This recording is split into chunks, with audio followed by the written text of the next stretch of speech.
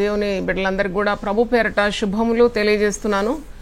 ఉజ్జీవం అనే శీర్షిక మీద మాట్లాడుతున్నాను. దేవుడు నన్ను ప్రేరేపించినాడు. అలాగూ ఈ అంత్య దినాల్లో సంఘాల మీదకి, జనులందరి మీదకి దేవుడు తన ఆత్మను కుమ్మరిస్తానని పాత నిబంధనలో యోవేలు గ్రంథంలో, అలాగే అదే వాగ్దానాన్ని పేతురు ఎత్తుపట్టి అపోస్తుల కార్యం 2వ అధ్యాయంలో కూడా మరి చాటిస్తున్నాడు. అంత్యదినం నందు నా ఆత్మను సర్వ జనుల మీద నేను కుమ్మరించబోతున్నానని. మరి అది జరిగి తీరాలి. అందుకే మరి దేవుడు అలాగ నన్ను ప్రేరేపించినాడేమో ఉజ్జీవం మీద మాట్లాడుతున్నానని తెలియజేస్తున్నాను. ఇది 3వ ప్రసంగం.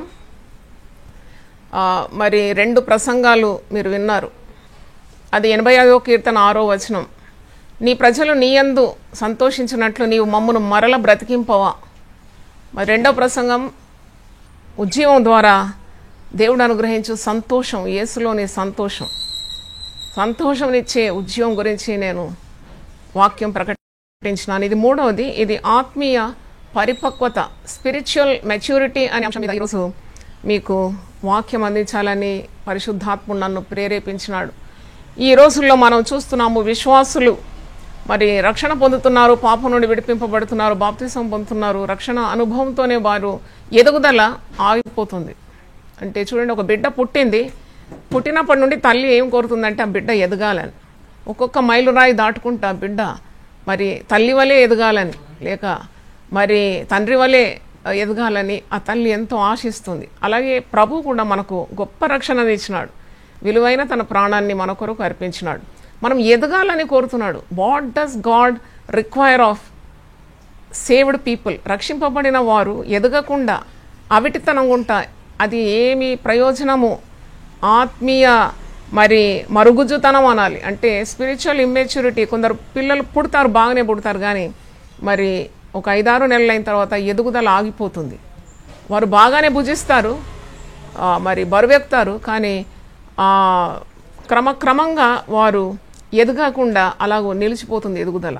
అలాగూ స్పిరిచువల్ ఫీల్డ్లో కూడా, ఆ స్పిరిచువల్ రెల్మ్ లేక ఆత్మీయ గోళంలో కూడా ఇలాంటి విశ్వాసాలను మనం చూస్తాం. అంటే దేవుని వాక్యాన్ని వారు వింటున్నారు, కానీ అది వారికి మరి ఆ ఆత్మీయ జీవితంలో వారు గైకొనడం లేదు.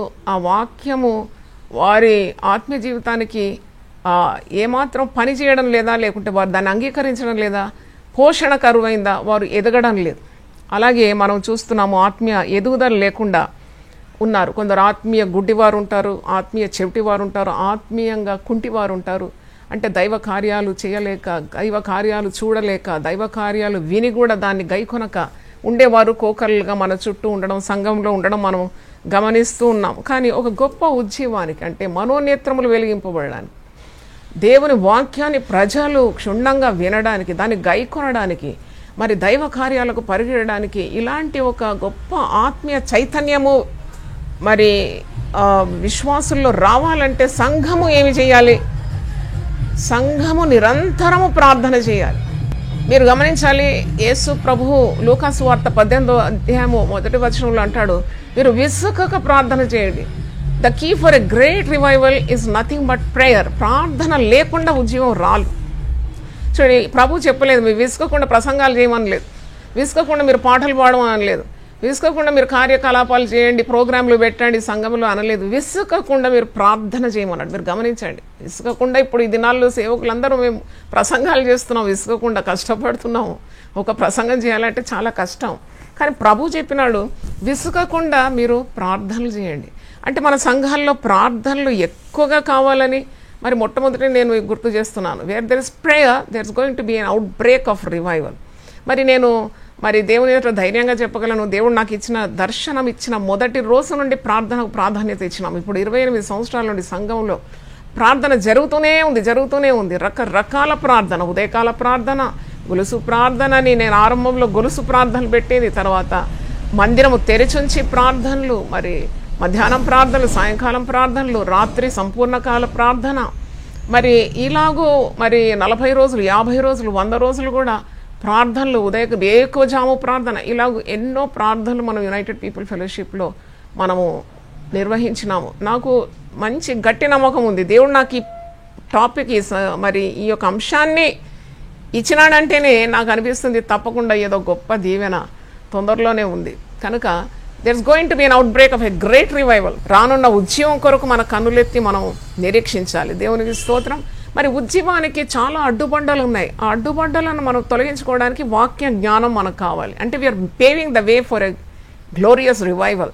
ఒక గొప్ప ఉద్యమాని కొరకు మనం మార్గాన్ని సరళం చేయాలి. ఉద్యమానికి ఉన్న మార్గాలేంటి? ఆ మార్గం ఈరోజు మరి ఒకటి మీకు బయలుపరుస్తున్నాను. ఇంకా ఎన్నో మార్గాలను ఆత్మదేవుడు నాతో మాట్లాడుతున్న కొలది మీకు బయలుపరుస్తూ ఉంటాను. మీరు తప్పకుండా ఇది వినాలి. మీ ఆత్మీయ జీవితానికి చాలా దోహదపడుతుంది. మీరు ఇతరులకు కూడా ఇది షేర్ చేయండి. మీ బంధువులకు, మిత్రులకు ఫార్వర్డ్ చేయండి. మరి ఇది యూట్యూబ్లోనే ఉంటుంది. ప్లేలిస్ట్లో సీరియల్ వైజ్ పెడుతున్నాము. కాబట్టి మీరు ఏది మిస్ కాకుండా మరి వాక్యము శ్రద్ధగా వినాలి అని అంటున్నాను. చూడండి, సంఘాలు ఈ దినాల్లో చూసినప్పుడు చాలా అనైక్యత. There is no unity in the church. ఈ సంఘంలో ఐక్యత లేనందుకు సాతానుడు తాండవిస్తున్నాడు. మరి ఎందుకు ఇలాగూ మరి అనైక్యత కలిగింది అంటే సహోదర ప్రేమ లేదు. ఎక్కడ ఐక్యత లేదో అక్కడ సాతానుడు ప్రవేశిస్తాడు. అది మర్చిపోవద్దు మీరు. కొన్ని సంఘాలు మనం చూసినప్పుడు అక్కడ కమిటీ వాళ్ళు గుద్దులాడుకుంటున్నారు, కలహిస్తున్నారు, కలహాలు. ఎందుకు అలాగూ అంటే సంఘ పెద్దలు ఆదిమ సంఘంలో ఎలాగుండినారు అది మీకు వాక్యం నుండి మీకు జ్ఞాపకం చేయాలి. వారు సంఘ పెద్దలను ఎన్నుకున్నప్పుడు వారు ఆత్మతో నింపబడిన వారు, ప్రార్థనా జీవితం కలిగిన వారు, పరిశుద్ధాత్మతో నింపబడిన వారు, విశ్వాసంతో నింపబడిన వారు, తర్వాత వాక్య జ్ఞానంతో నింపబడిన వారు.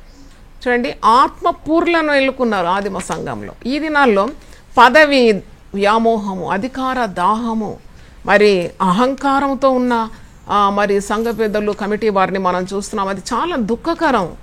చూడండి, కాపర్ల మీద ఎగబడడం, కాపర్ని ఆయాస పెట్టడం, తరిమి కొట్టడం, అది పెద్ద మరి గొప్ప కార్యం అని అనుకుంటున్నారు. అది చాలా శాపగ్రస్తమని దేవుని సేవకురాలుగా ధైర్యంగా మీతో నేను చెప్తున్నాను.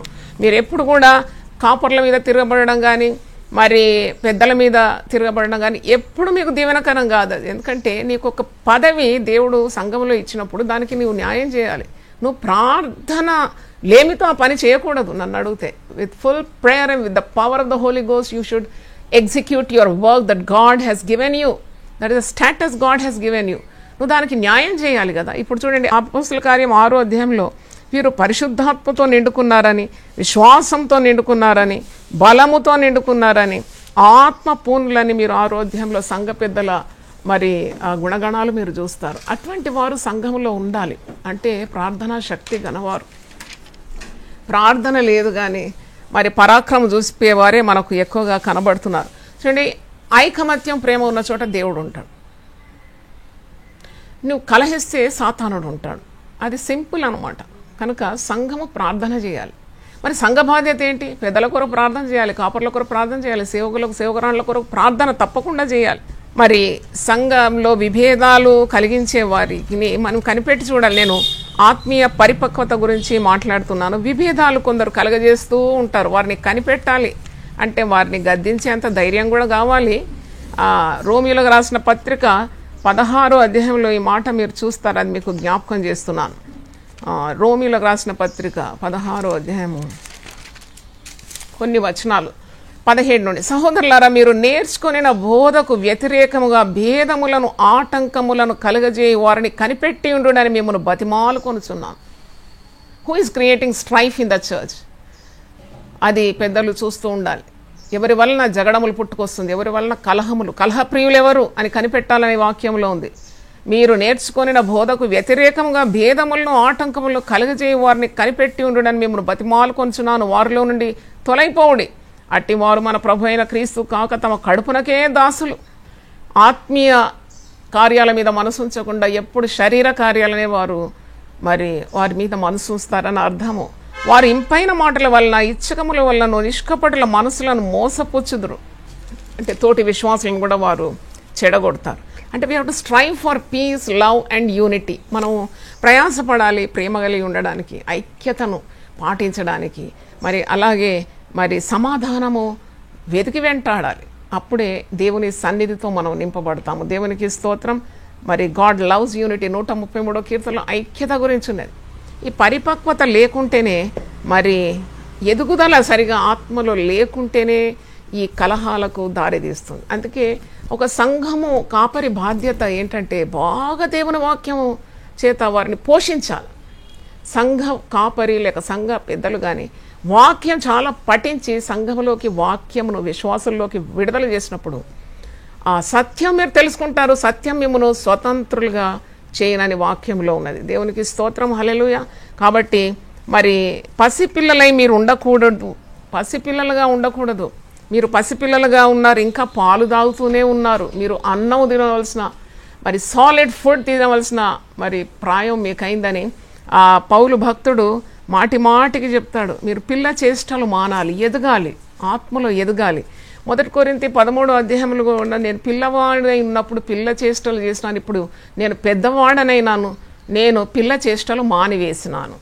తర్వాత మీరు పసిపిల్లలుగా ఉండకూడదని కూడా మాటి మాటికి పౌలు భక్తుడు జ్ఞాపకం చేస్తున్నాడు. ఎఫెసీ పత్రిక 4వ అధ్యాయము కొన్ని వచనాలు నేను చదివి మీకు వినిపిస్తాను. ఎఫెసీ పత్రిక 4వ అధ్యాయము 11, 12 చదువుతున్నాను. మనమందరము విశ్వాస విషయంలోను దేవుని కుమారుని గూర్చిన జ్ఞాన విషయంలోను ఏకత్వము పొంది, అంటే యూనిటీ, ఏకమత్యం, ఒక్క తాటి మీద విశ్వాసులందరూ సభ్యులందరూ నడవడం అన్నమాట.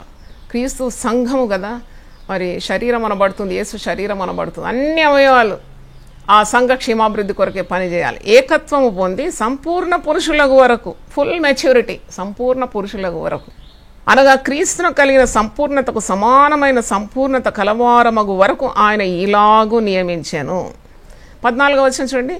అందువలన మనమిక మీదట పసిపిల్లలమై ఉండి మనుష్యుల మాయోపాయముల చేత వంచనతోనూ తప్పు మార్గమునకు లాగు కుయుక్తితోనూ గాలికి కొట్టుకొని పోవునట్లు కల్పింపబడిన ప్రతి ఉపదేశమునకును ఇటు అటు కొట్టుకొని పోవచ్చు అలల చేత ఎగరగొట్టబడిన వారమైనట్లుండక ప్రేమ కలిగి సత్యం చెప్పుచు క్రీస్తు వలె ఉండుటకు మనం అన్ని విషయంలో ఎదుగుదాము అని అంటున్నాడు. ఎదుగుదాము అని అంటున్నాడు. చూడండి, గాలికి అటు ఇటు కొట్టుకొని పోతున్నారు విశ్వాసులు. ఇప్పుడు వాళ్ళు స్థిరంగా ఒక సంఘంలో నిలవడం లేదండి. స్థిరంగా నిలవకుంటే, ఒక చెట్టు స్థిరంగా భూమిలో పాదుకుంటే తప్ప అది ఎలా ఫలిస్తుంది?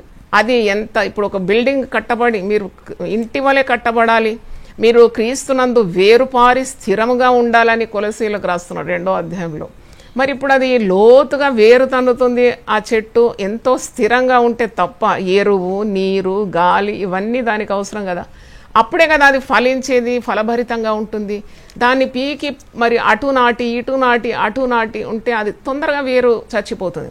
అలాగే ఇప్పుడు విశ్వాసులు ఎక్కడ కూడా కుదుటపడి ఒక సంఘంలో నిలవలేకపోతున్నారు. ఎందుకు? అది సాతాను యొక్క తంత్రమే. మనం ప్రార్థన చేయాలి, సంఘము ప్రార్థన చేయాలి. మరి సంపూర్ణ పురుషుల మగు వరకు, అంటే ఆ ఫుల్ మెచ్యూరిటీ వచ్చేంత వరకు ఎదగాలి ప్రతి విశ్వాసి. అది ఉజ్జీవానికి ఉన్న మార్గం అన్నమాట. That's a paving the way for a great revival. చూడండి, ఏది పడితే అది కాదు, ఏది పడితే అది తినడం. ఇప్పుడు అబద్ధ బోధకుల తట్టు తిరుగుతున్నారు, తప్పుడు త్రోవల తట్టు తిరుగుతున్నాడు అని అంటున్నారు కదా. గాలికి కొట్టుకొని పోవునట్లు కల్పింపబడిన ప్రతి ఉపదేశమునకు ఇటు అటు కొట్టుకొని పోవచ్చు అలల చేత ఎగరగొట్టబడిన వారమైనట్లుండక ప్రేమ కలిగి సత్యం చెప్పచ్చు క్రీస్తువులే ఉంటకు మనం అన్ని విషయంలో ఎదుగుదాము.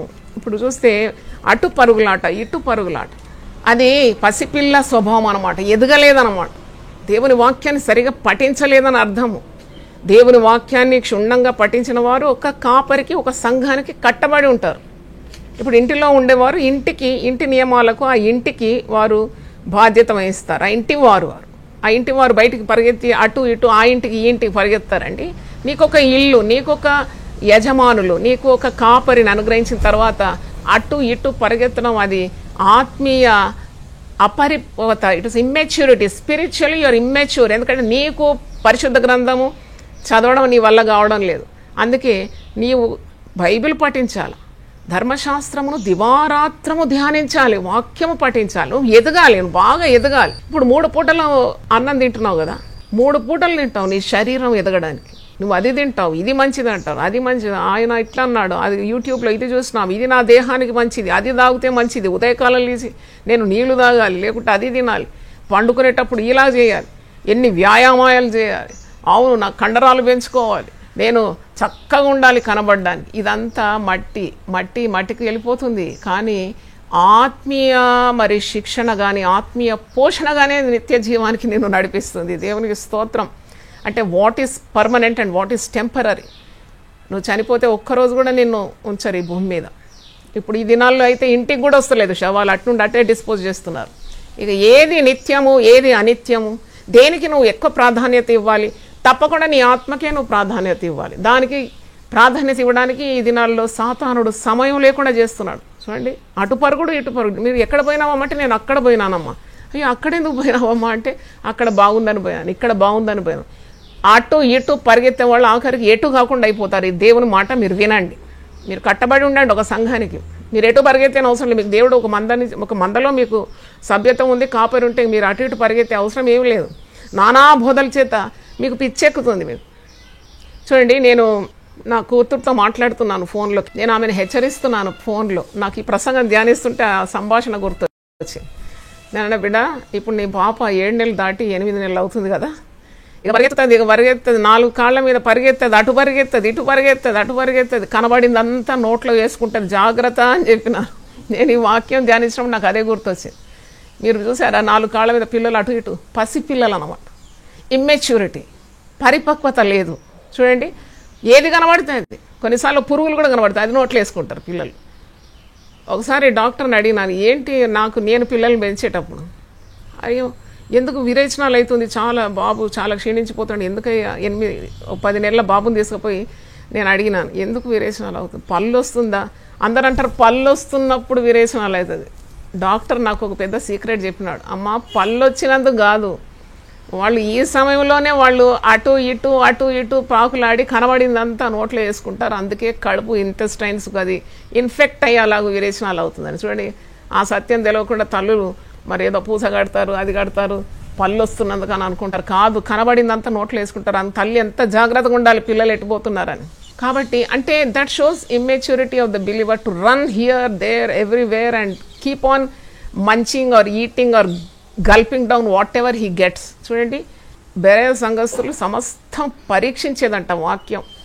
బోధకులు బోధించిన తర్వాత ఆ వాక్యం ఇలా ఉన్నదో లేదో అని పరీక్షించి దాన్ని గైకునేదంట. అలా ఉండాలి పరిపక్వమైన విశ్వాసులని మీకు జ్ఞాపకం చేస్తున్నాను. దేవుని స్తోత్రం. చూడండి, పిల్లలు ఒకవేళ ఎదగకుంటే, తల్లి ఎంత ప్రయాసపడుతుంది బిడ్డ ఎదగాలని, ఎదగకుంటే ఎంత దుఃఖం. వీడు బాగానే తింటున్నాడు కానీ ఎదగడం లేదని అంటారు కదా. కాబట్టి మరి నన్ను సృజించిన దేవునికి, అంటే ప్రాణం పెట్టిన ప్రభువు కూడా మనం ఒకవేళ ఎదగకుంటే తప్పకుండా మరి ప్రభువుకు అది దుఃఖకరమే అని నేను చెప్పగలను. మరి చూడండి, ఇక్కడ మరి ఇంకొక కార్యం ఈ దినాల్లో మనం సంఘంలో చూసినప్పుడు ప్రార్థనకు కానీ ఉపవాసానికి కానీ మరి ప్రార్థనా కూడికలకు కానీ వారు ఎక్కువ ప్రాధాన్యత ఇవ్వడం లేదు. అది కూడా ఒక సాతాను పన్నాగం, ఉద్యోగం రాకుండా, ఉద్యమానికి అడ్డనమాట ప్రార్థన లేమి. సంఘాల్లో మీరు చూసినప్పుడు నాటకాలు ఎక్కువైపోయినాయి, డ్రామాలు ఎక్కువైపోయింది, ప్రోగ్రాములు, ప్లానింగ్లు, ఇదే అనమాట. తలలు బొగలు కొట్టుకొని చేసుకుంటారు ఈ కార్యాలన్నీ. మరి ఇలాంటి వాటిలో దేవుడు దిగుతాడా? మీరు ఆలోచించినారా? అంటే ప్రజల దృష్టిని ఆకర్షించే విధానంగా ఆరాటాలు మనం చూస్తున్నాం, లోక భోగాలు మనం చూస్తున్నాం. అంటే ఇవన్నీ కూడా పసిపిల్లల లక్షణం అని నేను చెప్పగలను. దేవుని స్తోత్రం. Nothing but spiritual immaturity. నిన్ను నీవు ప్రదర్శించుకోవడం, నీ కుటుంబాన్ని ప్రదర్శించుకోవడం, నువ్వు ఎంత అందంగా ఉన్నావో కనబడ్డాను కాదయ్యా. నిన్ను దేవుడు ఒక సాధనంగా ఎందుకు చేసినాడంటే దేవుని వాక్కులు నీ నోటి నుండి ప్రజలకు బయలు వెళ్ళాలని, ప్రజల దోషాలన్నీ నోటి నుండి నీ అగ్ని వంటి మాటలకు అది దహింపబడాలనే దేవుడు నిన్ను సేవకు పిలుచుకున్నాడనే సంగతి మర్చిపోయి వాళ్ళు గొప్పవారని, వాళ్ళు ఎంత అందంగా వాళ్ళని, వాళ్ళకు ఎంత మరి ఆశీర్వాదాలు ఉన్నాయని ఇది ప్రదర్శించుకోవడానికి కాదు, నశించే ఆత్మలను రక్షణ మార్గంలో నడిపించడానికే నన్ను ఎన్నుకున్నాడు దేవుడు. You have gone away from the calling. చూడండి, ఇంత గొప్ప పిలుపు నుండి వైదొలిగినారు. ఉద్యోగం ఎక్కడొస్తుంది? మొట్టమొదట మార్మన్స్ పొందాల్సింది దేవుని సేవకులని నాకు అనిపిస్తుంది. వారు పిలుపు ఎందుకు పిలిచినాడు నిన్ను దేవుడు? నువ్వు పెద్ద బెంజ్ కార్లో తిరగడానికి కాదు, లేకుంటే ఆ 5 అంతస్తుల బిల్డింగ్ కట్టుకొని హంగామాగా ఉండడానికి కాదు. నీవు నడ్డి విరిగి ప్రభు రాజ్యం కట్టడానికి పాటుపడాలి. నీవు అంధకారంలో ఉన్న చీకట్లో జనాలను వెలుగులోకి తీసుకొని వచ్చే బాధ్యత ఉన్నది నీకు నాకు. యేసు ప్రభు ఎందుకు వచ్చినాడు? నశించే ఆత్మలను రక్షణ మార్గంలో నడిపించడానికి వచ్చినాడు అన్నాడు కదా. మరి మనం ఎప్పుడు కూడా మరి ఈ కార్యాలు శ్రద్ధ వహించాలి. పసిపిల్లతనం అన్నమాట. స్పిరిచువల్ ఇమ్మెచ్యూరిటీ, షోయింగ్ షో బిజ్ అయిపోయింది ఇప్పుడు సేవలంటే. ప్రదర్శించుకోవడం ఎక్కువైపోయింది, పాటుపడడానికి మరి స్థాయి లేకుండా అయిపోయింది, స్థానం లేకుండా అయిపోయింది. కష్టపడి విత్తుమన్నాడు, కన్నీళ్లతో విత్తుమన్నాడు. నవ్వుతూ విత్తుమని ఎక్కడ లేదు, కన్నీళ్లు గార్చమన్నాడు. విత్తుతేనే కష్టపడితే ఒక రైతు ఎంత ప్రయాసపడతాడని ఒక పెద్ద పంట కొరకు, అలాగూ ప్రయాసపడేవారు కావాలి. ఉజ్జీవానికి అదే మెట్టు. ఉజ్జీవం ఇప్పుడు నాకు అనిపిస్తుంది, మరి ఈ దేవుని సేవకులు, కాపర్లు, ప్రవక్తలు, అపోస్తులు వీళ్ళందరూ కూడా కన్నీళ్లు గార్చి ప్రార్థన చేస్తే కరోనా ఎప్పుడో ఆగిపోయేది. కరోనా మనకంటే పెద్దదా, ప్రభు కంటే గొప్పదా? It should have been bound by the highest name when you pray in the name of Jesus. కానీ కావడం లేదు, ఇబ్బంది పెడుతుంది. ఇప్పుడైనా మనము మరి ఆత్మీయ సంబంధమైన, ఆత్మ సంబంధమైన వాతావరణము సంఘాల్లో తీసుకొని రావాలి. చాలా ఆటపాటలు ఎక్కువైపోయింది, నాటకాలు ఎక్కువైపోయింది, బూటకాలు ఎక్కువైపోయింది. మరి అది ఒక నిజమైన ఆత్మీయ పోరాటము లేని వ్యవస్థగా మారిపోతుంది. సాతాన్ను ఓడించి మన గొర్రెలను మనం దేవుని రాజ్యానికి నడిపించాలి. దావీదు అంటాడు కదా, ఎలుగుబంటి సింహము ఎదురైతే దాన్ని నేను గడ్డం పట్టుకొని కొట్టి, ఎలుగుబంటిని చీల్చివేసి సింహాన్ని కొట్టి చంపి నా గొర్రెలను నేను రక్షించుకున్నాను. 1 సమూయేలు 17వ అధ్యాయంలో మనం చూస్తున్నాం. అంటే ఇలాగూ, అంటే మోకరించేవారు, ప్రార్థనా వీరులు, కన్నీళ్లు గార్చే వీరులు, విజ్ఞాపన ఆత్మ కలిగిన వారు. మనం ప్రార్థన చేయాలి. మనం పరిపూర్ణమని, నేను పరిపూర్ణురాలని నేను చెప్పడం లేదు, వాక్యం చెప్తున్నా, నేర్చుకునే చెప్తున్నాను. ఎందుకంటే still we lakh in many areas. చాలా కార్యాల్లో మనం వెనకబడిపోయినాం. విజ్ఞాపన గల ఆత్మ మనలో ఎక్కడుంది? కన్నీటి ఆత్మ ఎక్కడుంది? ప్రార్థనాత్మ ఎక్కడుంది? కరుణగల ఆత్మ ఎక్కడుంది? ఇదన్నీ జకర్యా గ్రంథం ఉంది. కరుణగల ఆత్మ, ద స్పిరిట్ ఆఫ్ మర్సీ. ఒకరు బాధలో ఉన్నప్పుడు నీ కన్నీళ్ళు వచ్చేయాలని, మరి ఎవరన్నా ఇబ్బందిలో ఉన్నప్పుడు నువ్వు కరిగిపోవాలను. అది యేసు ప్రభు కలిగిన మనస్సు కదా, క్రీస్తు యేసున కలిగిన ఈ మనస్సు మీరు కలిగి ఉండండి. అలాగూ మనం సేవలు చేస్తే తప్పకుండా సంఘము ఉజ్జీవింపబడడం కాదు, ఉద్ధరింపబడుతుంది. సంఘము దేవుని చిత్తాన్ని నెరవేర్చిన స్థాయిలోకి వస్తుంది. దేవుని స్తోత్రం, స్తోత్రం, హల్లెలూయా. కనుక మరి ఆత్మీయ పరిపక్వత గురించి మనం ధ్యానిస్తున్నాం. ప్రార్థన, మరి ఆదిమ సంఘములో అపోస్తలులు ప్రార్థన యందు, వాక్యము యందు, అపోస్తలుల బోధయందు, సహవాసమందు వారు ఎడతెగక ఉండినారని, రొట్టె విరుచుట యందు కూడా ఎడతెగక ఉన్నారని మనము తెలుసుకుంటున్నాం. అంటే సంఘము ప్రార్థనకు విలువనీయాలి. For spiritual maturity of the believers సంఘము ప్రార్థనలు జరిగించాలి. వాక్యము విస్తారంగా వడ్డించాలి, కడుపు నిండాలి గొర్రెలకు. తర్వాత సహవాసము తప్పకుండా ఉండాలి, రొట్టె విరవడం ఉండాలి. కూడి వచ్చినప్పుడెల్లా అపోస్తలులు ఇంటింట రొట్టె విరిచినారని ఉంది. నెలకోసారి మరి ఎక్కడుంది? ఎవరో మరి నేను చెప్పిన మాటను ధిక్కరించి ఆదివారం రొట్టె విరవాలని ఎక్కడుందని ప్రసంగంలో చెప్తున్నారు. అయ్యా, మంచి వాక్యం చదువు. వారు కూడి ఉన్నప్పుడెల్లా వారు రొట్టె విరిచినారు, ఇంటింట అపోస్తలులు రొట్టె విరిచినారని. అంటే రొట్టె విరవడం మరి అదే ఆషామాషం కాదు. సిలువను ధ్యానిస్తున్నావు, యేసు ప్రభు చెల్లించిన విలువను ధ్యానించడం అనమాట రొట్టె విరవడం అంటే. నీ రక్షణ యొక్క విలువను ధ్యానిస్తున్నావు. అది మరి ఎప్పుడో నెలకొక్కసారి చేయాలని నిబంధన ఎక్కడ లేదు. కూడి వచ్చినప్పుడెల్లా చేయొచ్చు మనం. అంటే దాంట్లో శక్తి ఇమిడి ఉందని మరి మీకు జ్ఞాపకం చేస్తున్నాను. మరి ఇంకోటి, సంఘంలో ఫీస్టింగ్లు ఎక్కువైపోయింది, ఫాస్టింగ్లు తక్కువైందండి. సంఘం ఉజ్జీవింపబడాలంటే ఎప్పుడు చూసినా చికెను, మటను, బిర్యానీ ఇదంటే అందరు పరుగొస్తారంట. నేను ఒకటి మంచి ధైర్యంగా చెప్పగలను, యునైటెడ్ పీపుల్ ఫెలోషిప్లో ఉపవాస ప్రార్థనలకే ఎక్కువ మంది వస్తారు. మేము చికెన్ ఇచ్చినందుకు రాలేదు, మటన్ ఇచ్చినందుకు రాలేదు, ఫాస్టింగ్ ప్రేయర్ అనగానే వచ్చేస్తారు కోకొల్లలుగా. అలా తరబీదు ఇచ్చినాం. మనం ఎలాగో సంఘాన్ని నడిపిస్తామో అలాగే తయారవుతారు కదా విశ్వాసులు కూడా. ఈరోజు మరి ప్రభు అదే మాట్లాడుతున్నాడు. అంటే మనము ప్రభువులో స్థిరంగా ఉండడం నేర్చుకోవాలి. ఫిలిప్పీ పత్రిక 4వ అధ్యాయం 1వ వచనంలో మరి పౌలు భక్తుడు అంటున్నాడు, కావున నేను అపేక్షించు నా ప్రియ సహోదరులారా, నా ఆనందమును నా కిరీటంనై ఉన్న నా ప్రియులారా, ఇట్లు ప్రభువునందు స్థిరులై ఉండుడి. మీరే నా ఆనందం. చూడండి, సంఘం అంటే ఎంత ప్రేమ అండి పౌలు భక్తునికి. మనకందరికి, కాపర్లందరికీ ఒక మాదిరి ఎవరంటే పౌలు భక్తుడు. ఆయన ఎక్కడ తెచ్చి తన కుటుంబాన్ని స్టేజ్ మీద నిలబెట్టినాడు? అసలు ఎక్కడుందో కుటుంబం కూడా తెలియదు. ఒంటరిగా సేవ చేసే వాళ్లకు పౌలు ఒక మాదిరి. నన్ను అడిగితే పౌలు భార్య ఎక్కడ కనబడ్డది, మనుమళ్ళు మనమరాళ్ళు, స్టేజ్ మీద పిల్లలు ఎక్కడ కనబడ్డారని ఇవన్నీ మరి దేవుని సన్నిధిలో మరి ఎంత మాత్రం న్యాయం ఉందో నాకు అర్థం కాదు. ఎందుకంటే నీవు ప్రభువును చూపెట్టాలి. In every way you demonstrate Jesus before the public. యేసును చూపెట్టు, యేసు వలే ఉండు, యేసు కార్యాలు చెప్పు, యేసు మాదిరి ప్రజలకు అందించాలి. కానీ మనం ఎంత గొప్పవారం చాటించుకోవడానికి కాదు ఆ పుల్పిట్ కానీ ఆ యొక్క డయస్ కానీ. చూడండి, పౌలు భక్తుడు ఎంత నిరాడంబర జీవి, ఎంత కష్టజీవి, ఎన్ని ఇబ్బందులు పడ్డాడు, ఎన్ని రోగాలు అనుభవించినాడు, ఎంత నలిగిపోయినాడు, ఎన్ని శ్రమలు దేవుని రాజ్య వ్యాప్తి కొరకు అనుభవించినాడు. సంఘాన్ని ఎంత ప్రేమించినాడు, మిక్కట్టంగా ప్రేమించినాడు, ప్రాణం ధారపోసినాడు.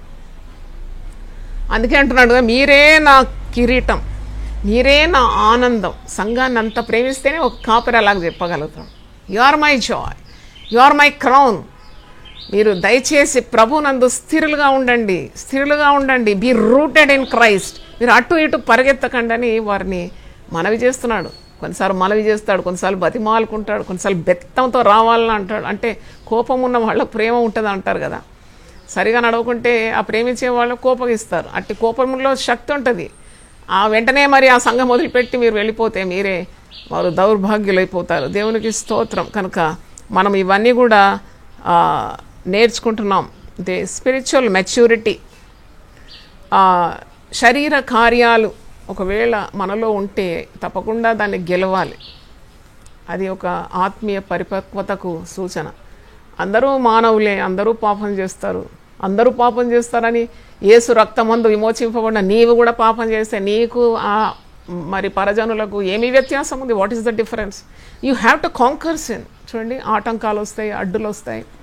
అబ్స్టకల్ రేస్ అని పెడతారు కదా, మధ్యలో అడ్డులు పెడతారు. అడ్డులు దాటుకుంటూ వెళ్ళాలి. పోయి గోల్ దగ్గర పోతే వాడు ఫస్ట్ ప్రైజ్ మనకి వస్తుంది. అలాగే అంటే ఈ శరీరము లాగుతూ ఉంటుంది, ఆత్మ నిన్ను ప్రేరేపిస్తుంది, కానీ శరీరము బరువులు గట్టి నిన్ను కిందికి లాగుతుంటుంది. అప్పుడు కూడా ఉజ్జీవం కొరకున్న గురి పెట్టుకొని, గమ్యం పెట్టుకొని, అవును నేను ఆత్మతో నింపబడాలి, నేను దైవ కార్యాలు చేయాలి, నా నుండి ప్రవహించాలి జీవజల నదులని ఆ యొక్క తీక్షణమైన కోరిక ఉంటే తప్పకుండా నువ్వు ప్రార్థన చేస్తావు. ప్రార్థన ద్వారానే శరీరం మీద విజయం పొందుతావు. లేకుంటే ఆ ఇచ్చలకు నువ్వు బానిసైపోతావు.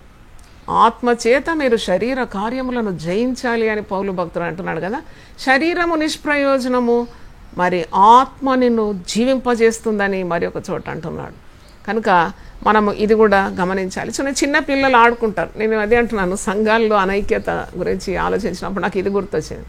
అంటే పిల్లల్ని పెంచి మనవరాళ్ళని పెంచి కూడా నాకు అనుభవం ఉంది. కాబట్టి మనం కొన్ని బొమ్మలు వేస్తే ఈ బొమ్మ నాది నీది అని చెప్పి కీసులాడుకుంటారు. అట్లా కీసులాడుకుంటారు సంఘంలో. ఇది నాది, ఇది నేను తెచ్చిన ఫ్యాను, అది నేను తెచ్చిన కుర్చీ. ఎంత చిన్నపిల్లల ఆట అది. మరి ఒకసారి నేను మీకు జ్ఞాపకం చేస్తున్నాను, మరి అలాంటివి ఏవి కూడా ఉండకూడదు. We have to grow in the Lord. అంటే పరిపక్వత. సంఘములో ఎవరైనా కలహించినప్పుడు అనుకోవాలి they are immature. We have to forgive them. చాలా మట్టుకు మనం క్షమించి వారిని దారికి తీసుకురావడానికి ప్రయత్నించాలి. అంటే చూడండి, కొన్నిసార్లు మరి సంఘములో మనం చూస్తాం, వారికి మాకెందుకు ఆ స్థాయి ఇవ్వలేదు, మాకెందుకు ఆ పవర్ ఇవ్వలేదు, ఈ పొజిషన్ ఇవ్వలేదు అంటారు కదా. అంటే ఆత్మీయ పరిపక్వత లేనికి మీరు అధికారం ఇస్తే వాళ్ళు ఏదైనా చేసి పెడతారు. నాకు ఒక సంగతి గుర్తొస్తుంది. మరి కూతురు చిన్నప్పుడు, అంటే ఒక 2 ఏళ్ల వయసు ఉన్నప్పుడు, నేను కిచెన్లో చాలా ఫాస్ట్గా పనిచేస్తున్నాను. ఒక బ్యాంకు కురకాలి, మరి దైవ కార్యాలు చేయాలి. చెప్పి వచ్చి మమ్మీ నాకు కత్తి అంటే, 2 ఏళ్ల పిల్ల కత్తి చేతికి ఇస్తానండి. నేను ఎందుకు ఇస్తా కత్తి? ఆ కత్తి ఇస్తే మరి ఏం చేస్తుంది? ఆమెనే పడుతుందేమో, గాయాలు చేసుకుంటుందేమో. నేను ఇవ్వలే కత్తి. కానీ అదే పాప మరి ఎదిగి పరిపక్వతకు వచ్చినప్పుడు 14-15 ఏళ్ళప్పుడు నేనే పిలిచి కూరగాయలు కట్ చేయి, నువ్వు ఇది చేయి, నాకు హెల్ప్ చేయని నేనే మరి ఆమెను పిలిచి పని చెప్పినాను. అంటే చూడండి, ఎప్పుడు ఎవరికి ఏ పనులు అప్పగించాలి అది కూడా తెలిసి ఉండాలి. కొందరికి దురహంకారం కదా, అధికార దాహం ఉంటుంది. అధికార దాహము చాలా మరి అది చాలా విపరీతమైన పరిమాణాలకు దారితీస్తుందని మరి నేను మీకు చెప్తున్నాను. అంటే ఉద్రేకతతో కాదు దేవుని కార్యాలు చేయడం, ఉజ్జీవంతో చేయాలి. ఉజ్జీవం అనగానే అది దేవుని ఆత్మతో నింపబడడం, ఉద్రేకత కాదు. నేను అది చేస్తా, ఇది చేస్తా అంటే అది ఎమోషన్ అన్నమాట. అంటే ఎమోషన్ ఈజ్ రూలింగ్ యూ. కానీ ఉజ్జీవం అంటే you are finding the will of God in everything. అంటే దేవుని కార్యాల్లో నీవు మరి ఎంతో శ్రద్ధతో ప్రార్థనాపూర్వకంగా దేవుని ఆత్మతో నింపబడి పవిత్రంగా పరిశుద్ధతతో దైవ కార్యాలు చేయడం వేరుగా ఉంటుంది. అంటే your intentions should be good. Your intentions should match with your actions. So నువ్వు ఏది చేస్తున్నావో అది నీ హృదయపూర్వకంగా దైవ కార్యాలు చేయడం అన్నమాట. హృదయపూర్వకంగా నీ తోటి విశ్వాసాలను ప్రేమించడం, హృదయపూర్వకంగా ప్రార్థన చేయడం, హృదయపూర్వకంగా వాక్యాన్ని పఠించి దాని సత్తా లేక దాని సత్తువను నీవు నీ ఆత్మలోకి తీసుకోవడం. అంటే that is totally different from the ఈ అవుటర్ షో పుటప్. చూడండి, చాలామంది మరి మనం సంఘంలో చూస్తూ ఉంటాం కదా, సరి అయిన ఎదుగుదల లేకుండానే వారు ఇలాంటి అసమాధానాన్ని సంఘంలో సృష్టిస్తారని చెప్పడానికి మరి ఏ సందేహం లేదు. అంటే నేను ఒక 4 కార్యాలు మీకు జ్ఞాపకం చేయాలని, ఆత్మీయ ఎదుగుదల కొరకున్న 4 కార్యాలు మీకు జ్ఞాపకం చేయాలని నేను కోరుతున్నాను. మరి 2 కొరింథీ పత్రికలో పౌలు ఒక మాట అంటాడు, అది జ్ఞాపకం చేసి నేను ఆ 4 కార్యాలకు వెళ్తాను. 2 కొరింథియన్స్ 11వ అధ్యాయం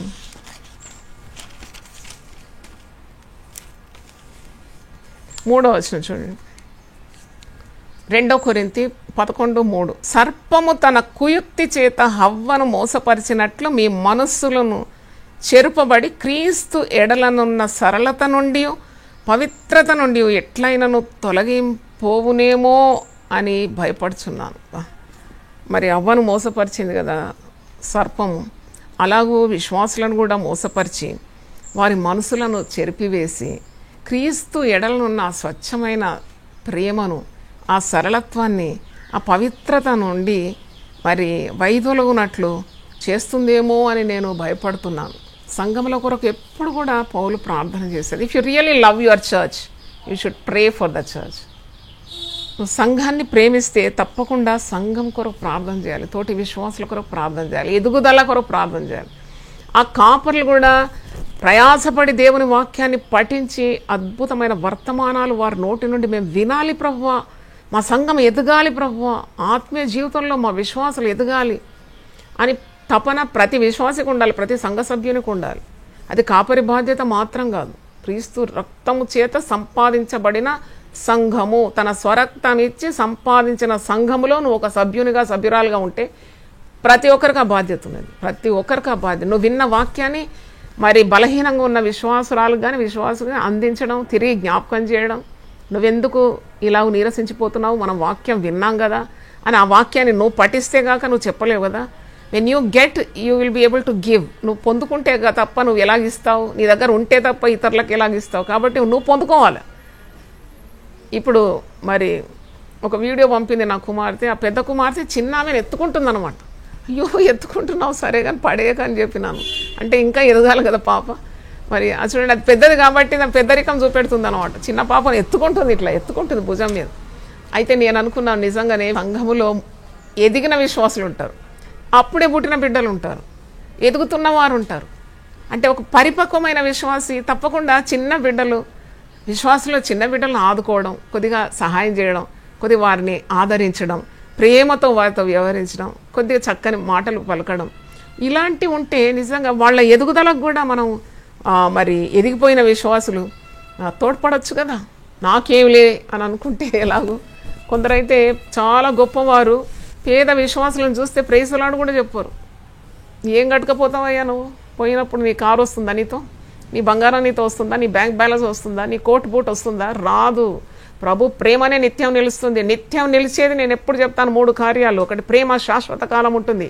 దేవుని చిత్తం జరిగించేవాడు నిరంతరం నిలుస్తాడు. వాక్యము నిలకడగా ఆకాశమందు ఎల్లప్పుడూ ఉంటుందంట, అది గతించదట. ఈ 3 కార్యాలు గతించదు. ఒకటి వాక్యం, ఒకటి ప్రేమ, ఒకటి దేవుని చిత్తం జరిగించేవాడు. కాబట్టి పేద విశ్వాసం చూసినప్పుడు ఈ ధనికులకు చూడండి ఎంత మరి అది ఆ స్థాయి ఇచ్చింది దేవుడే కదా. నువ్వు ఒకవేళ ఐపీఎస్ ఉండొచ్చు, ఐఏఎస్ ఉండొచ్చు, కమిషనర్ ఉండొచ్చు, లేకుంటే ఏదో పెద్ద పదవిని గవర్నమెంట్లో ఉండొచ్చు, పెద్ద డాక్టరే ఉండొచ్చు.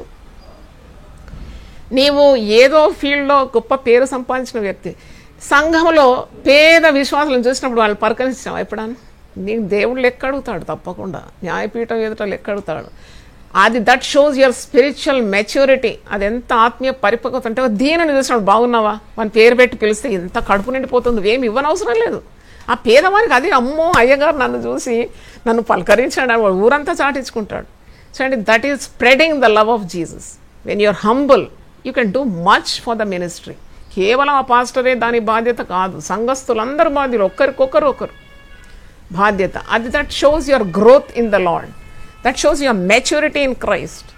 కనుక ఈ 4 విషయాలు మీరు జ్ఞాపకం చేసుకుంటుందంటే చాలా నేను మీకు వివరించినాను. ఒక 4 సంగతులు చెప్పి నేను నా మాట ముగిస్తాను. అది గ్రో అంటే GROW అక్రానిమ్ పెట్టి నేను మీకు గుర్తుండడానికి మరి దానికి GROW అని పెట్టినాను. ఒకటి జీ అంటే నీవు తప్పకుండా ప్రభువులో నాటబడాలి. అంటే క్రీస్తుని పునాదిగా ఉన్నప్పుడే ఇవన్నీ సాధ్యం. పునాది లేని గృహాలు పెద్ద పెద్ద బీభత్సమైన వర్షానికి గాలికి కూలి పడిపోతాయి. చెట్లు దే గెట్ అప్రూటెడ్ అంటే వేర్లతో సహా రోడ్డు మీద పడి ఉండడం మనం చూస్తాం. చూడండి, లోతుగా నాటబడింది, లోతుగా ఉన్న భవనాలు కూలవు, అంత తొందరగా కూలిపాటు రాదు. అది ఎన్ని తుఫాన్లు కూడా ఎదుర్కొంటుంది, ఎంత వర్షము వరదలు కూడా ఎదుర్కొంటుంది. ఎందుకంటే it is foundation is very strong అంటారు. అమ్మో దాని పునాది చాలా లోతుగా ఉందండి. పునాది లేని క్రైస్తవులకే మరి పరిపక్వత ఉండడం చాలా అరుదు. కాబట్టి పునాది నీది ఎలాగుంది? కొరింథీ పత్రికకు హెచ్చరిస్తున్నాడు, వారిలో పరిపక్వత లేనందుకే వాళ్ళు కలహిస్తున్నారు అంటున్నాడు. అపోస్తలుడైన పౌలు కొరింథీయులకు రాసిన మొదటి పత్రిక 3వ అధ్యాయము 10వ వచనం చూడండి. సహోదరులారా, మీరందరూ ఏకభావంతో మాట్లాడవలెను, మీలో కక్షలు లేక ఏక మనసుతోనూ ఏక తాత్పర్యంతోనూ మీరు సన్నద్ధులై ఉండవలనని మన ప్రభు అయిన యేసు క్రీస్తు పేరట మిమ్మను వేడుకొనుచున్నాను. పౌలు మాటలు, పౌలు సంబోధన చూస్తే చాలా అద్భుతం. మనసు వేడుకుంటున్నాను, మనవి చేస్తున్నాను, బతిమాలుతున్నాను, మిమ్మల్ని అడుగుతున్నాను. చూడండి హౌ హంబుల్ హీ ఈజ్. నేను ఆజ్ఞాపిస్తున్నానని కూడా అంటాడు కొన్నిసార్లు. అయితే ఇక్కడ మరి సంఘంలో కలహాలు ఉన్నాయి. కొరింథీ సంఘంలో అంటున్నాడు, మూడో అధ్యాయం మీరు వచ్చినప్పుడు ఇలాగంటాడు, సహోదరులారా, ఆత్మ సంబంధులైన మనుషులతో మాట్లాడినట్టు నేను మీతో మాట్లాడలేకపోతేని, శరీర సంబంధులైన మనుషులే అనియు క్రీస్తునందు పసిబిడ్డలే అనియు మీతో మాట్లాడవలసి వచ్చాను. మీరు ఇంకా పసిబిడ్డలు సంఘములో అని అంటున్నాడు. ఎందుకు పసిబిడ్డలు అంటే, అప్పటిలో మీకు బలము చాలకపోయినందున పాలతోనే మిమ్మల్ని పెంచుతుంది కానీ అన్నంతో మిమ్మల్ని పెంచలేదు. మీకు అన్నం ఇస్తే అరగడం లేదు, అందుకే నేను పాలు పోసి పెంచినాను, మిమ్మల్ని పాలతో పెంచినాను. ఎప్పటికీ పాలు తాగితే ఎలాగ ఎదుగుతారండి? ఒక 20 ఏళ్ల పురుషుడు వాడు బలమైన ఆహారం తింటాడు, వానికి అసలు సరిపోదు, తల్లి వండిన ఆహారం సరిపోక బయటికి పోయి ఇంకా అక్కడిక్కడ పోయి తింటూ ఉంటాడు. వాడికి ఆకలి ఎక్కువ ఉంటుంది కదా, వానికి పాలిస్తే ఎలాగో వాడు మరి పూర్వ పక్వతలో రాలేడు కదా. అంత బలమైన ఆహారం ఇవ్వాలన్నమాట. అవి వీళ్ళకి అరిగే ప్రసక్తి లేదు, వీనికి బలమైన ఆహారం. చూడండి అంటారు కదా, 6 నెలల బిడ్డకు మరి అన్నప్రాసం చేస్తారు. అన్నప్రాసం చేసే వయసులో ఆవకాయ పచ్చడి వ్యక్తి ఎట్లా ఉంటుంది, అలాగూ మరి సంఘంలో కూడా చాలా పసిబిడ్డలు ఉంటారు, చాలా పరిపక్వతకు వచ్చిన వాళ్ళు ఉంటారు. మరి అది కూడా గమనించాలి. సంఘం పసిబిడ్డను ఎలాగ చూసుకోవాలి, ఎదిగిన వారిని ఎలాగో చూసుకోవాలి, ఎలాంటి ఆహారం ఇవ్వాలి. పౌలు అంటున్నాడు, మిమ్మల్ని పాలతో పెంచినాను, మరి మీకు బలము లేదు, జీర్ణశక్తి లేదు, కాబట్టి మీకు పాలే ఇచ్చినాను, మిమ్మల్ని అన్నంతో మిమ్మల్ని పెంచలేదు. మీరు ఇంకానూ శరీర సంబంధంలో ఉండటం వలన ఇప్పుడునూ మీరు బలహీనులై ఉన్నారు కదా. మీరు సరిగ్గా భుజిస్తే మీకు చక్కగా బలం వచ్చేది, మీరు భుజించలేదు, మీరు బలహీనులుగా ఉన్నారు. మీలో అసూయను కలహమును ఉండగా మీరు శరీర సంబంధులై మునుపటి రీతిగా నడుచుకుని వారు కారా? ఒకడు నేను పౌలు వాడను, మరి ఒకడు నేను అపోల్లో వాడను అని చెప్పునప్పుడు మీరు ప్రకృతి సంబంధులైన మనుషులు కారా? చూడండి, ఇక్కడ పెద్ద డివిజన్ అన్నమాట సంఘంలో. కొరింథీ సంఘంలో విభేదాలు, పౌలు వాడని అపోల్లో వాడని, మరి అలాగూ వారు కలహిస్తున్నట్టు మనం చూస్తున్నాం. కనుక మనము ప్రాపర్ ఫౌండేషన్ కావాలి, సరి అయిన పునాది. పునాది ఏంటంటే వాక్యం అనే పునాది. పునాది అంటేనే దేవుని వాక్యం. ఈయన మాటలు విని దాని ప్రకారం చేయవాడు బండ మీద తన గృహమును కట్టుకున్న బుద్ధిమంతునితో సమానుడని వాక్యంలో ఉంది. గాలి వచ్చినా వాన వచ్చినా వరద వచ్చినా ఆ ఇల్లు పడలేదంట. పునాది సరిగా లేకుంటే గాలి వచ్చే వాన వచ్చే వరద వచ్చే ఇల్లు పడిపోయింది, దాని పాటు గొప్పది అని వాక్యంలో ఉంది కదా. అంటే వాక్యం అనే పునాది మీద మీరు కట్టబడాలి. గ్రౌండెడ్ ఇన్ క్రైస్ట్ అనమాట. G is for ground, being grounded in Christ. క్రీస్తు తప్ప ఇంకోటి లేదు, క్రీస్తు తప్ప ఇంకొక ఉపదేశం కాదు. సరి అయిన ఉపదేశంలో నువ్వు పునాది లోతుగా తన్ని చక్కగా ఉంటే ఒక ఇంటి వలె నువ్వు కట్టబడతావు, ఒక చెట్టు వలె మరి వేరుపారి నువ్వు క్రైస్తవ జీవితంలో స్థిరంగా ఉండగలవని అర్థం. తర్వాత ఆర్ అంటే G for grounded, R for relationship. Relationship అన్నప్పుడు మనము ఎదగాలి అంటే తోటి విశ్వాసులతో ఉన్న బాంధవ్యంతో, సంబంధంతో, మంచి సంబంధాలు, చక్కని రిలేషన్షిప్. అంటే it should be Christ oriented. ఇప్పుడు తోటి విశ్వాసులతో మీరు కలవాలని చెప్పినప్పుడు ఊరికే వాళ్ళ ఇంటికి పోయి గప్పాలు కొట్టడం కాదు, అక్కడిక్కడ ఇంటిళ్ళు తిరగడం కాదు నేను అనేది. విశ్వాసులతో ప్రేమ, విశ్వాసులతో మరి ఒకరి భారాలు ఒకరు భరించుకొని ప్రార్థన చేయడం, కలిసికట్టుగా ఉండడం, ఇంతకుముందు నేను చెప్పినట్టు ప్రేమ, సమాధానము, ఐకమత్యం పాటించడం, దాంట్లో దైవశక్తి ఉద్భవిస్తుంది. Loving one another. సిలువ ఒక నిలువు కొయ్య, ఒక అడ్డు కొయ్య కదా. నిలువు కొయ్యనేమో విశ్వాసికి దేవునితో ఉన్న బంధం అంట, అడ్డు కొయ్యనేమో విశ్వాసికి తోటి విశ్వాసికి ఉన్న బాంధవ్యం. ఐకమత్యమే మన బలం అంటాం. సంఘం అంతా ఐకమత్యంగా ఉంటే మరి దైవ కార్యాలు చేయడంలో మరి ఎంత అద్భుతం ఉంటుంది. అలాగ when there is unity, God will command his blessings there. ఏదైనా అంతేనండి, కుటుంబంలో కూడా ఐక్యత కావాలి. యేసు ప్రభువు కూర్చున్న జ్ఞానం కలిగిన వారు కుటుంబంలో కూడా ఐక్యత పాటిస్తారు తప్పకుండా. ఎన్ని కష్టాలు వచ్చినా వారు ఎదుర్కొంటారు, మళ్ళా పోయి ప్రభు పాదాలు పట్టుకుంటారు. అయ్యా మేము భార్యాభర్తల మధ్యలో అసమాధానం ఉంది, సమాధానం దయచే ప్రభువా, అసమాధానం ఉంటే మేము నీ ఆశీర్వాదాలు పొందలేము కాబట్టి మమ్మల్ని క్షమించు అని ఇద్దరిలో ఒకరైన ప్రభు పాదాల మీద పడతారు. ఎందుకంటే ఐకమత్యం కావాలి, అక్కడ క్రీస్తు ఉండాలి కదా. Christ is the head of the house అని రాసి పెడితే కాదు, నీవు పాటించాలి. క్రీస్తు స్వభావం రావాలి. ప్రేమించడానికి ఇష్టం లేకున్నా ఇష్టం పుట్టుకొచ్చేటట్టు నువ్వు దేవుడిని అడిగితే ఏది అడిగినా ఇస్తానన్నాడు కదా. కాబట్టి సంఘంలో కూడా కొందరిని నచ్చకున్న వారిని ప్రేమించాలి, కొందరిని నీకు ఇబ్బంది కలిగజేసిన వారిని ప్రభు ప్రేమతో క్షమించి వారిని ప్రేమించి కలిసికట్టుగా తీసుకుపోవడం ఎంత గొప్పదండి. నా సేవా అనుభవంలో నేను క్రీస్తు మాదిరి నేను ఫాలో చేసినాను. అంటే I tried my best to follow Jesus. అది నాకు విజయాన్ని ఇచ్చింది. ఎందుకంటే నన్ను ఇబ్బంది పెట్టే వాళ్ళని కూడా ప్రేమించి, శత్రువులను ప్రేమించి, నా మీద వెనుక ఏదో చెప్తున్నారని తెలిసి కూడా వాళ్ళని ప్రేమించి, గొయ్యి దోవుతున్నారని తెలిసి కూడా వాళ్ళని ప్రేమిస్తే వాళ్ళు ఓడిపోయినారు, నేను గెలిచినాను. దేవుని స్తోత్రం. ఎందుకంటే క్రీస్తు నామంలో అంత గొప్ప శక్తి ఉన్నది. So maintain good relationship with your co believers. ఎందుకంటే ఏది మనం చేసినా అది సంఘ క్షేమాభివృద్ధి కొరకే చేస్తున్నాం. నీ బడాయి కనపరుచుకోవడానికి కాదు, నీ గొప్పతనం కనపరుచుకోవడానికి కాదు, నీ శక్తి ప్రదర్శించుకోవడానికి కాదు నువ్వు చేసే కార్యాలు, సంఘ కార్యాలు.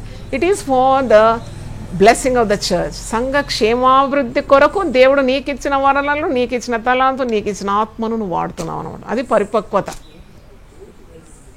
That is spiritual maturity. Whatever you do, you are doing for the edification of the church. సంఘ క్షేమాభివృద్ధి కొరకే చేస్తున్నావు. మరి అక్కడ పోట్లాడే పని ఏముంది? అక్కడ నీ అధికారం ప్రస్తావించుకోవడానికి ఉన్న తావు ఎక్కడున్నది? అన్నీ చేసింది ప్రభు కొరకే, క్రీస్తు కొరకే. ఆ సంఘము క్రీస్తు శరీరం, దానికి శిరస్సు క్రీస్తు అయి ఉన్నాడు. ఇంకా నీకెందుకు ఈ దురహంకారం?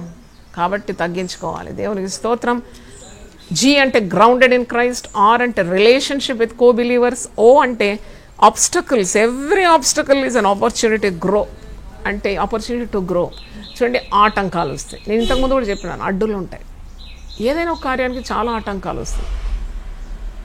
పరుగు పందెంలో ఆబ్స్టకల్ రేస్ అని పెడతారని ఇంతకుముందు చెప్పినాను కదా. అయితే ఈ ఆటంకాల అడ్డులను అధిగమించిన బలము, శక్తి నీకు కావాలి. You have to gallop over that obstacle. అంటే you need the strength of Jesus. ఇప్పుడు యాకోబు పత్రిక ఒకసారి తీయండి. యాకోబు పత్రిక మొదటి అధ్యాయం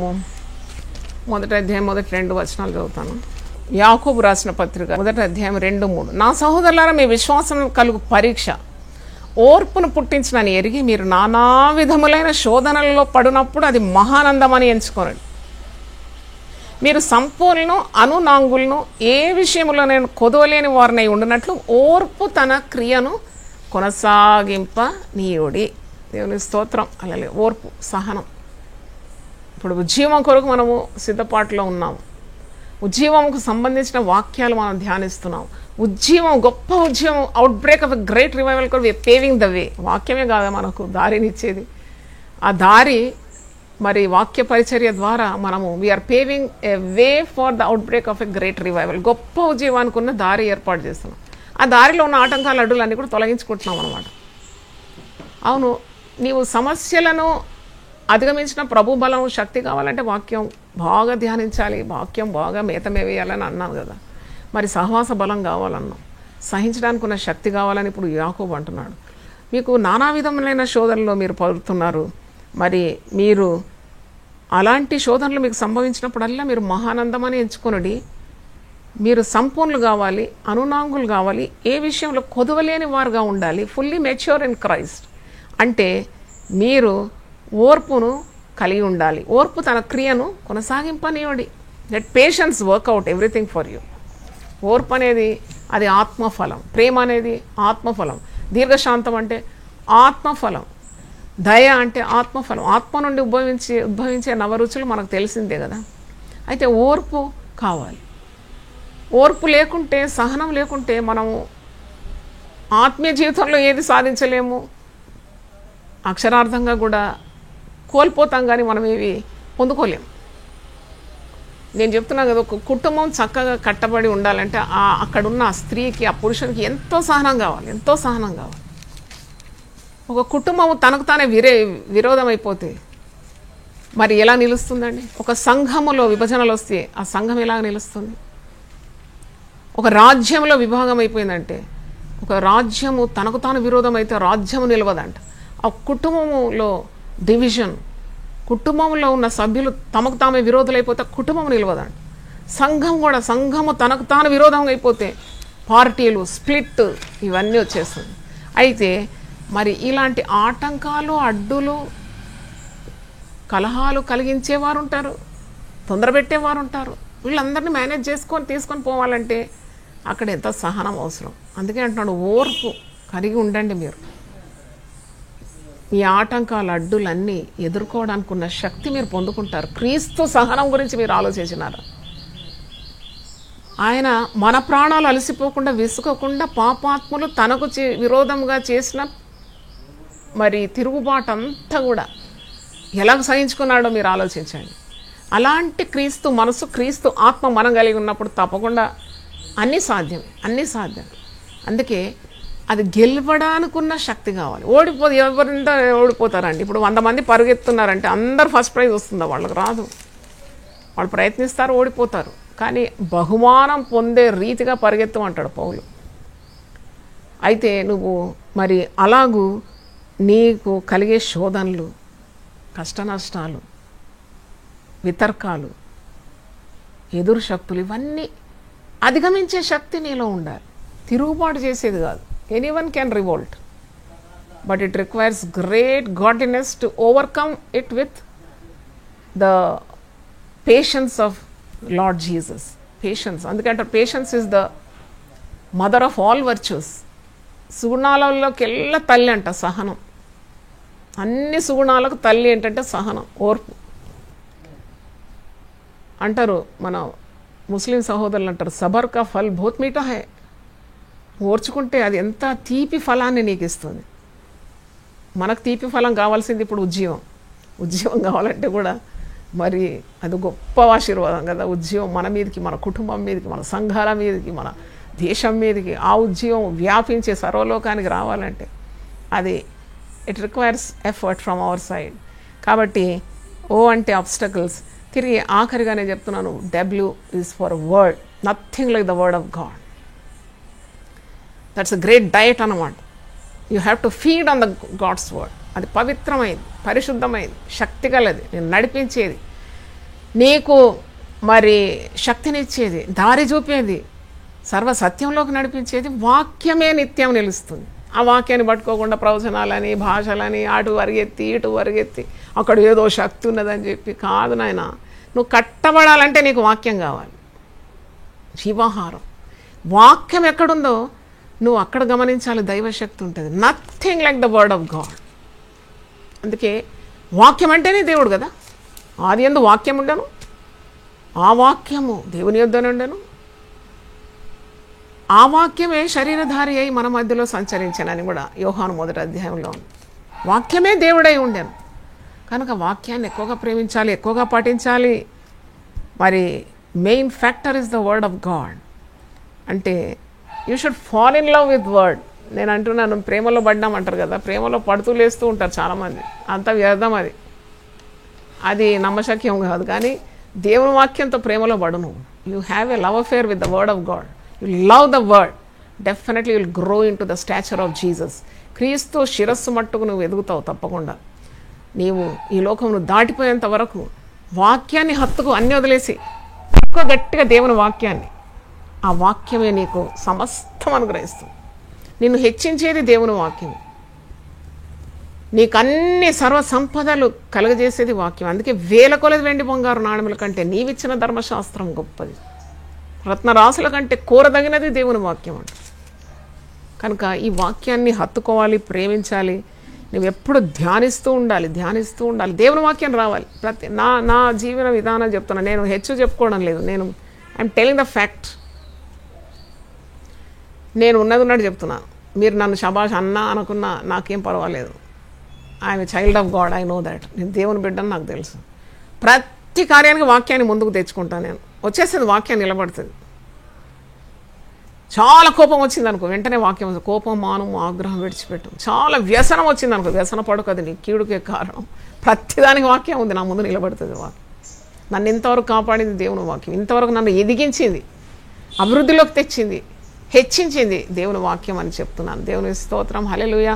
మరి 4 కార్యాలు మీకు చెప్పినాను. గ్రో, గుర్తుపెట్టుకోండి. గ్రో అంటే ఒకటి grounded in Christ, G for grounded in Christ. R అంటే relationship with co believers, relationship with God above.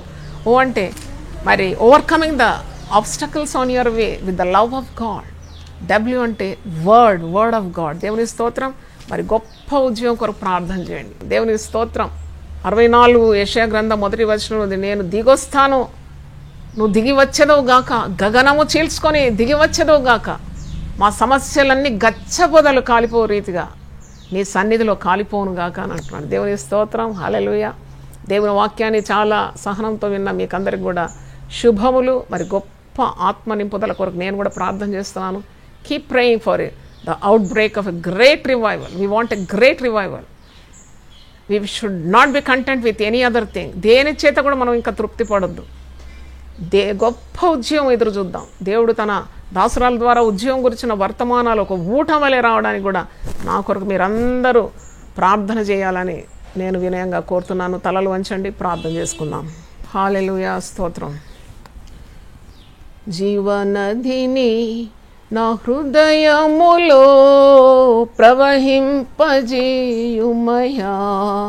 జీవనదిని నా హృదయములో ప్రవహింపజేయుమయా, ఎండిన ఎముకలన్నీయు నాలో జీవింపజేయుమయా, ఎండిన ఎముకలన్నీయు నాలో జీవింపజేయుమయా, జీవనదిని నా హృదయములో ప్రవహింపజేయుమయా, జీవనదిని నా హృదయములో ప్రవహింపజేయుమయా, ఆత్మాభిషేకముతో నన్ను దీవించి పంపుమయా,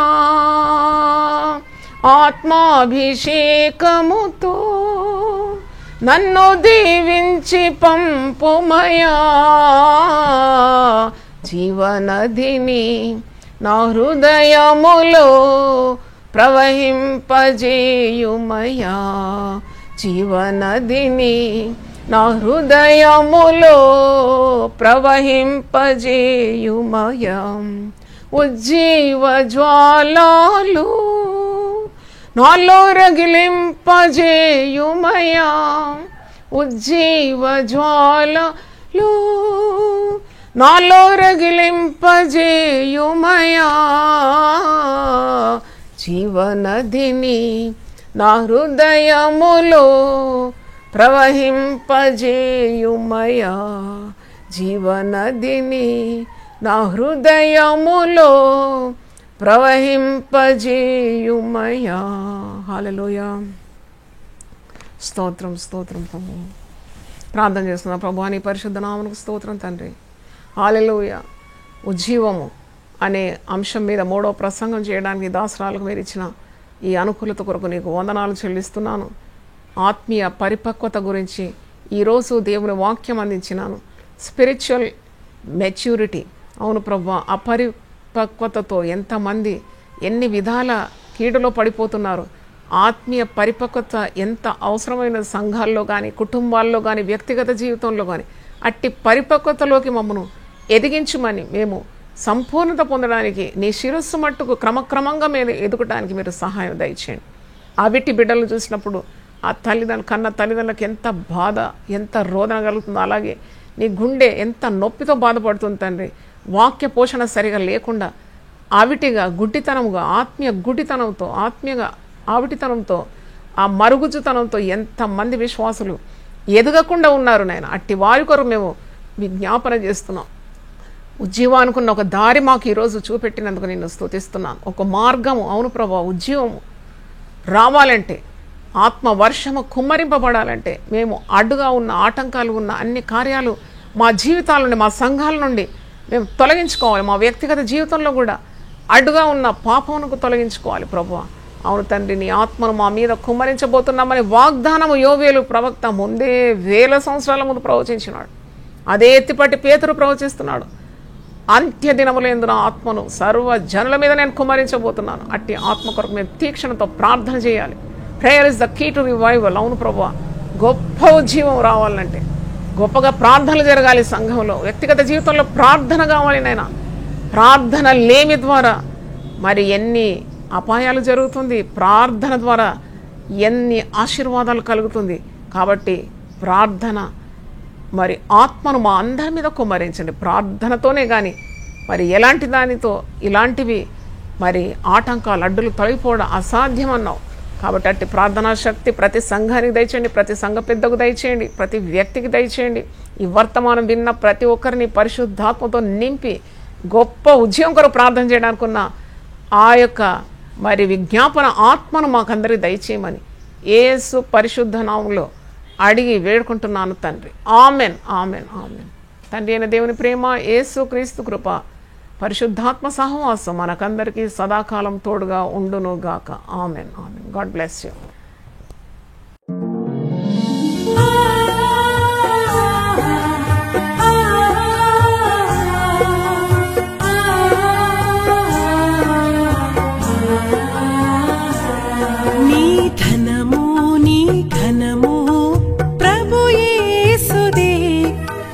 దశమా భాగమునీయ వెనుదీతువా. నీ ధనము నీ ఘనము ప్రభు యేసుదే.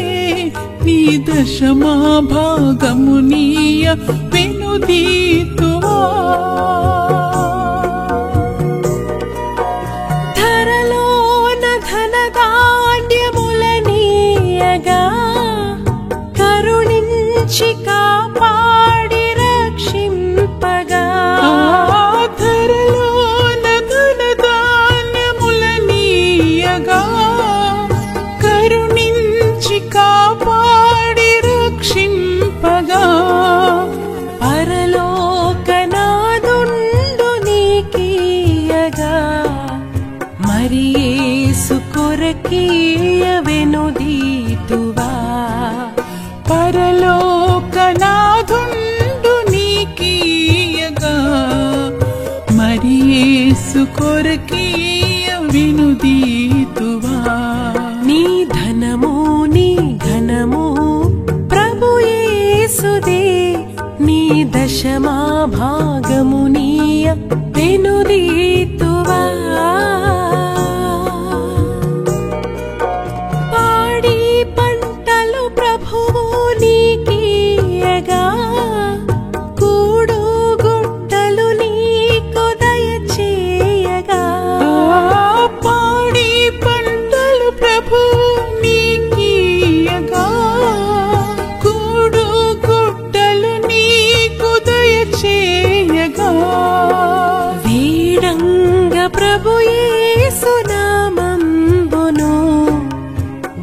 వేల ప్రభుకీయను క్రైస్తవా వేడంగ ప్రభు